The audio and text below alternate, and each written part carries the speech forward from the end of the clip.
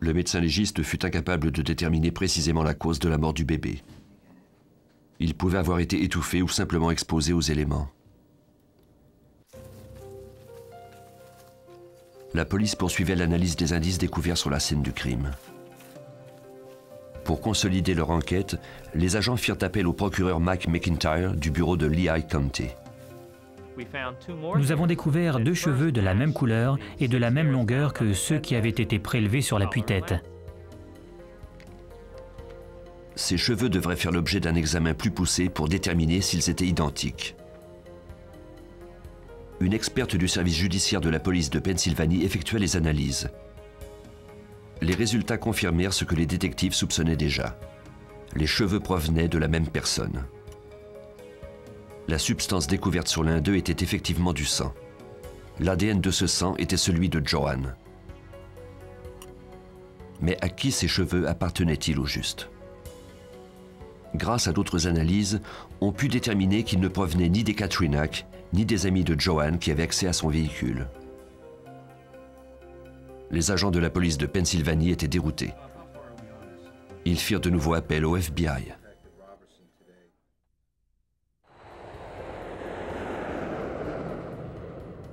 Un expert du service des études comportementales de Washington rencontra les détectives au sujet de la disparition de Joanne Katrinac.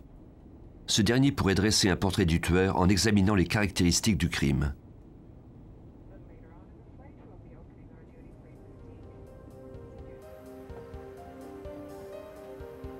Les enquêteurs commencèrent par montrer à l'expert l'endroit où les corps avaient été découverts.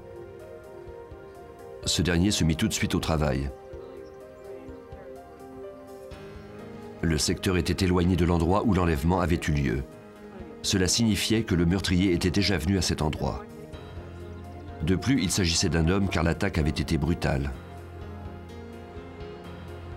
L'enlèvement s'était produit en plein jour, ce qui donnait un autre indice.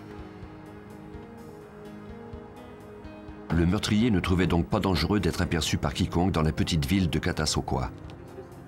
C'était aussi quelqu'un qui semblait connaître les habitudes de la famille Katrinac et le plan de la maison. Grâce à ce portrait, les détectives pourraient peut-être donner un second souffle à l'enquête.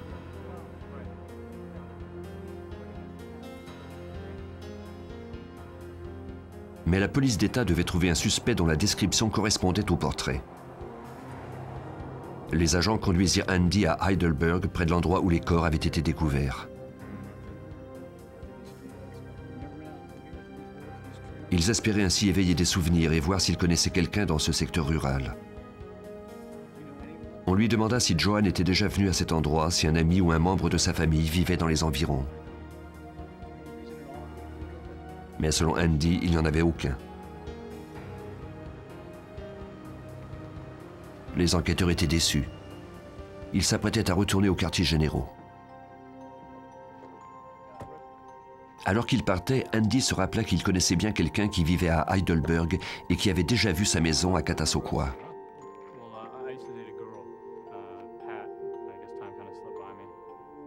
Son ex-petite amie Pat Rohrer s'était déjà occupée d'une écurie à Heidelberg. Il ne pouvait pas me dire exactement à quel endroit parce qu'il ne se rappelait plus le nom, mais il m'a dit qu'il pouvait m'y conduire. Je lui ai dit « Ok, montrez-moi ». Quand il a commencé à m'expliquer le chemin pour me rendre à l'endroit où Pat s'occupait des chevaux, j'ai tout de suite su qu'il s'agissait du même endroit où Joanne et le bébé avaient été découverts.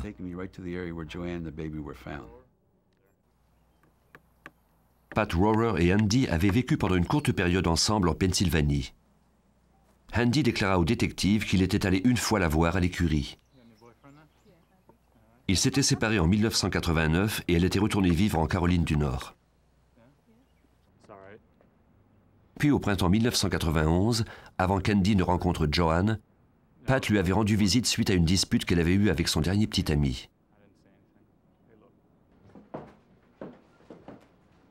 Andy avait été compréhensif. Il avait permis à Rohrer de rester chez lui pendant quelques jours. Leur relation était strictement amicale. Elle était ensuite retournée en Caroline du Nord. Peu de temps après, il avait rencontré Joanne. Cela avait été le coup de foudre immédiat. Ils s'étaient mariés au printemps 1993. Ils voulaient tous deux avoir des enfants. Moins d'1 an plus tard, Joanne était enceinte.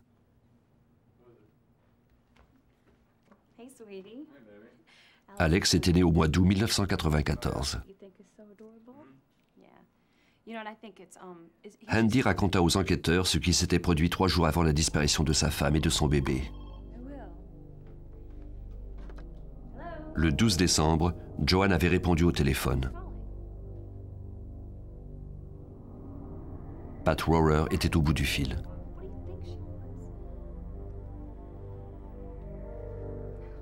Joanne lui annonça vertement que Andy était maintenant marié et père de famille. Elle dit à Rohrer de cesser d'appeler. Elle avait ensuite raccroché. Les détectives tournèrent ensuite leur attention vers l'ex-petite amie d'Andy Katrinak, Pat Rohrer. Ce n'était pas le suspect idéal. Elle était brune et non blonde. De plus, elle ne correspondait pas au profil de l'expert du FBI. C'était une femme. Par contre, elle connaissait bien l'endroit où la victime avait été enlevée et le secteur de la scène du crime. L'agent Joe Kosovar se rappela alors qu'il avait déjà travaillé sur un cas qui présentait des similitudes. Il appela l'agent spécial Dave Rowe. Joe Kosovar s'est souvenu qu'il avait enquêté sur un homicide quelques années plus tôt et que la cause de la mort était attribuable à des coups à la tête à l'aide d'un objet contondant. On avait alors déterminé que l'assaillant était une femme. Ce qu'un homme peut accomplir avec 1, 2 ou 3 coups, une femme doit en donner 15, 20 ou 25 pour obtenir le même résultat.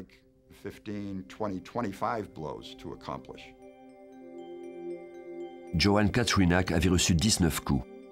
Mais était-il possible qu'une femme ait été son assaillant? En mai 1995, soit 6 mois après les meurtres, les agents Bob Egan et Joe Kosovar se rendirent en Caroline du Nord. Le FBI organisa une rencontre entre eux et les policiers du bureau du shérif de Lexington County. Ils projetaient d'interroger Pat Rohrer au bureau de son avocat. La mère de Rohrer devait également s'y trouver.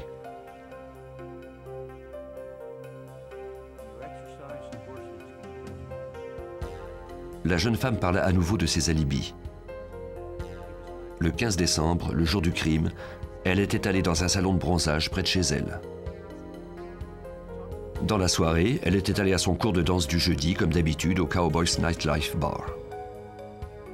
Elle reconnut qu'elle avait bien travaillé à l'écurie de Heidelberg, mais déclara qu'elle n'était pas retournée en Pennsylvanie depuis sa dispute avec son petit ami. Elle jura qu'elle ne possédait pas d'arme à feu. Le lieutenant Tony Robertson de Lexington County travailla avec le FBI et les agents de Pennsylvanie pour vérifier ses déclarations. La première chose qu'il voulait faire était de faire tomber ses alibis. Il voulait savoir s'il pouvait les corroborer ou si l'on découvrirait qu'ils n'avaient aucune valeur. Les enquêteurs visitèrent le salon de bronzage où Rohrer avait déclaré être allé le jour des meurtres. Le procureur Mike McIntyre nous explique.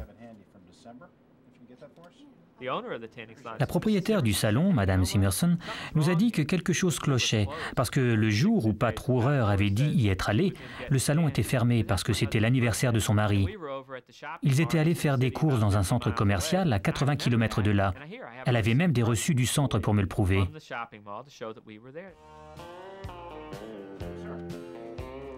Au Cowboys Nightlife Bar, le professeur de danse connaissait bien Rohrer.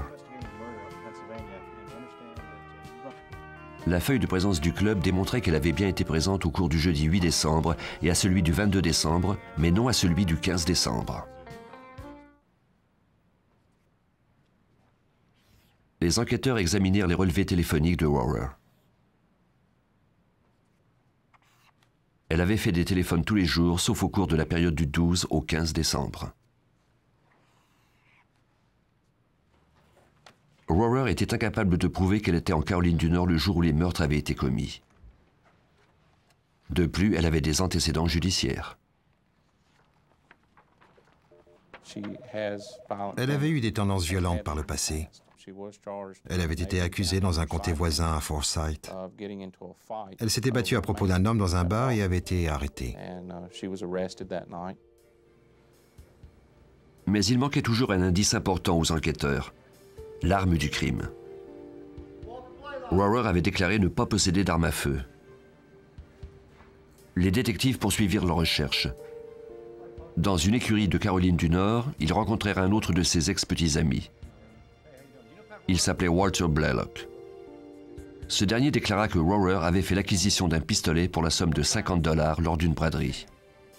C'était un Jennings de calibre 22. Il s'en était servi pour des exercices de tir dans le jardin de Rohrer.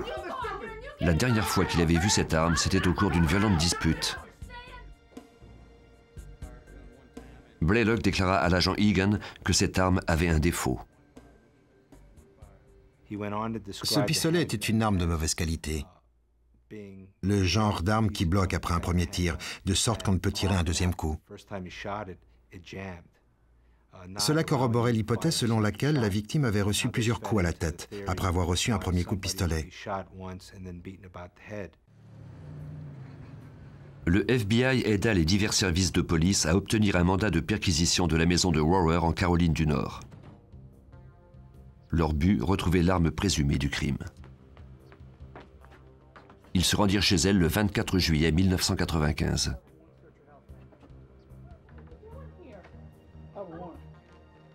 Malgré une fouille méticuleuse, on ne retrouva pas l'arme. Cependant, il y avait de nombreuses douilles dans le jardin de la suspecte.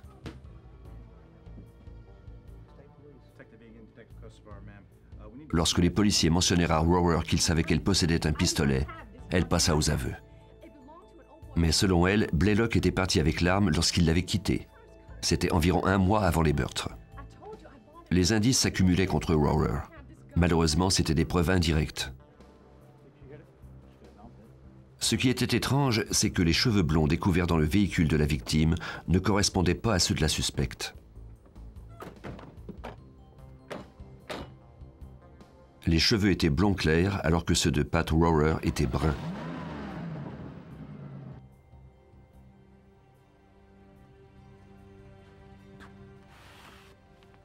L'agent Joe Kosovar se demandait s'il était possible qu'elle les éteint au moment des meurtres. Il apprit que peu de temps avant les homicides, Rohrer avait participé à un rodéo et remporté le premier prix. Il téléphona aux organisateurs de l'événement en espérant qu'une photo avait été prise d'elle à cette occasion. Il fut récompensé pour son intuition. On lui envoya une photo. Comme il l'avait deviné, les cheveux de Rohrer étaient alors blonds. Nous avons remis cette photo au personnel du laboratoire judiciaire et on l'a comparée aux cheveux trouvés dans le véhicule. Nous avons décidé de procéder à des analyses plus poussées. Les détectives obtinrent un mandat pour recueillir des échantillons de sang et de cheveux de Pat Rohrer.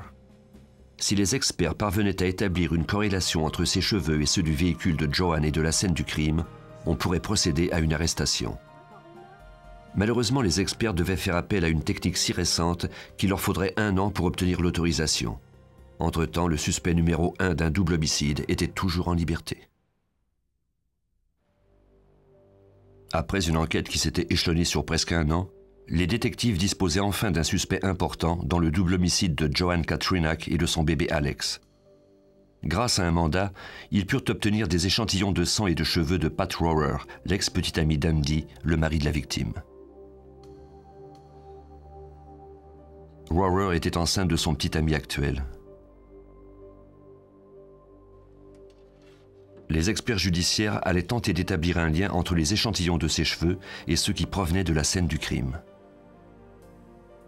Au laboratoire judiciaire de Pennsylvanie, on put déterminer que les cheveux de Rohrer présentaient des similitudes à ceux qui avaient été recueillis. Mais les enquêteurs espéraient en faire la preuve formelle en procédant à des analyses génétiques.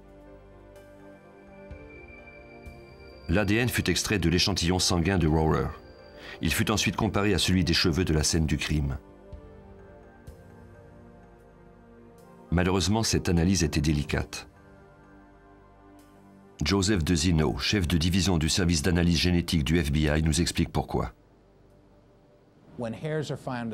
Les cheveux que l'on trouve sur une scène de crime sont naturellement tombés et il n'y a pas beaucoup de tissu au niveau de la racine. Cela signifie qu'il est plus difficile d'en extraire l'ADN. Par expérience, nous savons que l'analyse d'ADN peut échouer. Dans ce cas-ci, seulement un cheveu découvert sur la scène contenait suffisamment de tissu pour procéder à ce type d'analyse. Mais les risques étaient élevés puisque cela signifiait que l'échantillon serait détruit. Si cette analyse n'était pas concluante, il serait impossible de répéter l'opération. Il fallait trouver une autre façon d'analyser les cheveux malgré l'absence de tissu humain. Une solution était peut-être en train de naître dans les laboratoires du FBI à Washington. L'analyse de l'ADN mitochondrial. C'était inédit. À ma connaissance, c'était le premier laboratoire judiciaire aux États-Unis qui avait recours à ce type d'analyse. Cette technique en était toutefois à ses premiers balbutiements et il faudrait plus d'1 an pour s'assurer de la validité scientifique des résultats. Pour l'analyse de l'ADN mitochondrial, on examine l'ADN contenu dans les mitochondries ou organelles. Comme il y a davantage de ce type d'ADN que d'ADN nucléaire dans les cellules des cheveux, il est plus facile à extraire. Les experts disposaient de 5 cheveux. Ils pourraient donc répéter l'analyse et ainsi obtenir des résultats plus concluants. Avec l'analyse de l'ADN mitochondrial, nous avons 90% de chances d'obtenir de l'ADN à partir de cheveux qui sont tombés naturellement, c'est-à-dire où il n'y a pas de racines. De plus, nous n'avons besoin que d'environ 2 cm de ce cheveu pour obtenir des résultats. Il faut d'abord isoler la séquence d'ADN dans les mitochondries de la cellule du cheveu.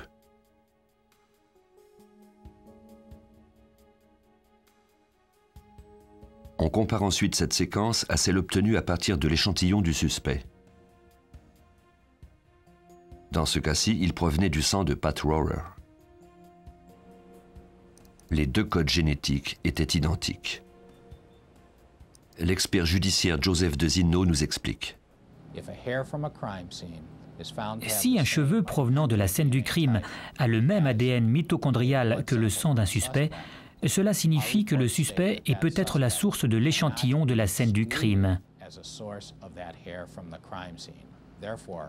Donc, Pat Rohrer ne pouvait être éliminé de la liste des suspects. Malheureusement, sans une confirmation de l'ADN nucléaire, les résultats n'étaient pas absolument certains.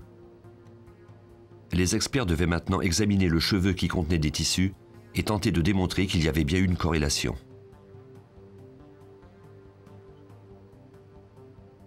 Leurs efforts furent couronnés de succès. Il n'y avait aucun doute possible, Pat Rohrer avait laissé ses cheveux. C'était un moment très important de l'enquête. Dans la nuit du 24 juin 1997, les enquêteurs se rendirent chez Rohrer, munis d'un mandat d'arrestation.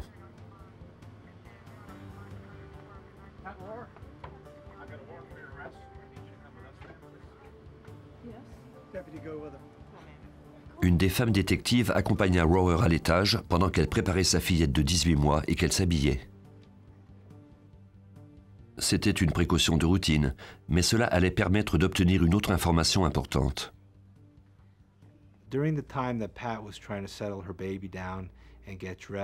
Pendant que Pat déposait l'enfant et s'habillait, la détective Susan Person était dans la chambre à coucher. Elle a alors entendu ce que Pat disait à son bébé. Le bébé s'appelait Nicole et elle lui a dit « Nicole, si j'avais su que je me ferais prendre, je ne t'aurais jamais mise au monde. » Dès que ça a été possible, Susan Pearson a noté ces paroles qui se sont révélées très incriminantes par la suite.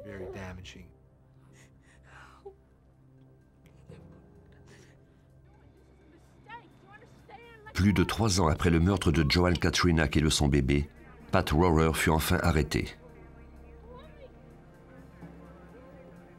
Elle fut envoyée en Pennsylvanie pour faire face à son accusation.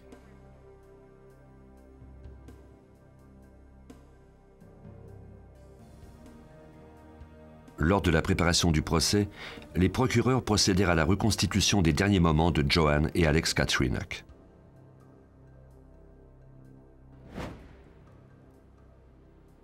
Le 15 décembre 1994, Pat Rohrer était entré par effraction dans le sous-sol des Katrinak, sachant qu'Andy était sorti et que Joanne était seule avec le bébé.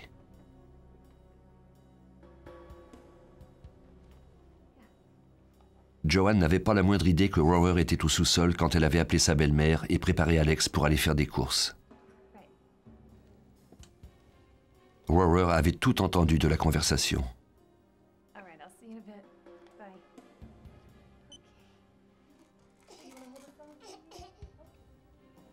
Elle connaissait la maison pour y avoir déjà passé quelque temps 3 ans plus tôt. Elle savait où se trouvaient les 2 lignes téléphoniques et laquelle couper dans l'éventualité où Joanne voudrait appeler à l'aide. Joanne était sortie avec Alex, ignorant toujours que Pat était dans la maison. Pat avait entendu Joanne partir et était sorti pour la rattraper.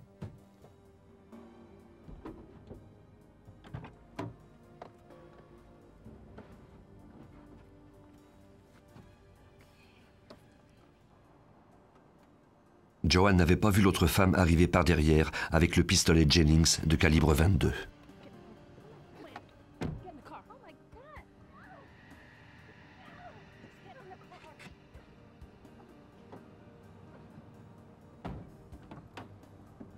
Pat avait pris place sur le siège arrière avec le bébé et forcé Joanne à conduire.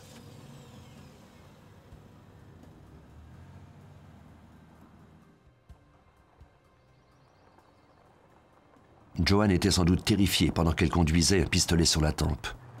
Elle était probablement encore plus terrifiée pour son bébé de 4 mois.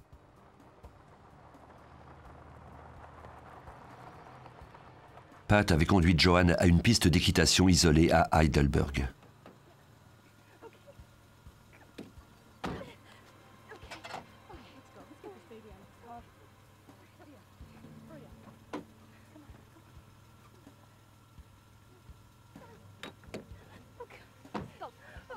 Pendant que Pat la forçait à pénétrer de plus en plus dans les bois, le hochet et le biberon d'Alex tombèrent par terre.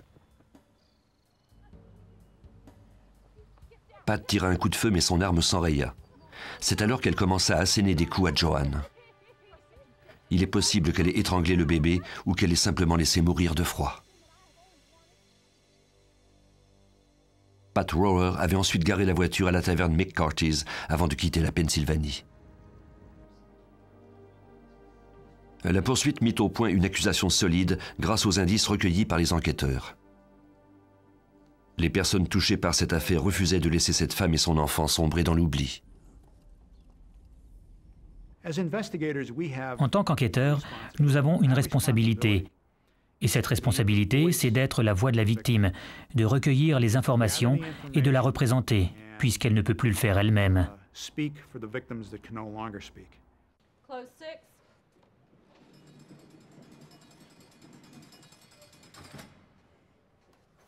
Le jury trouva Pat Rohrer coupable sous 2 chefs d'accusation, enlèvement et meurtre au 1er degré. Elle fut condamnée à la prison à vie sans possibilité de libération conditionnelle.